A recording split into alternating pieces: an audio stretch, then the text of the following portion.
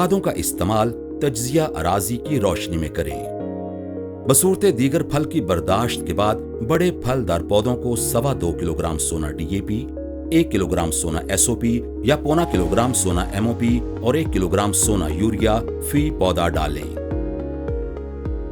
खादें तने से 2 फुट दूर पौधे की छतरी के नीचे देकर हल्की गोडी करके आबपाशी करें।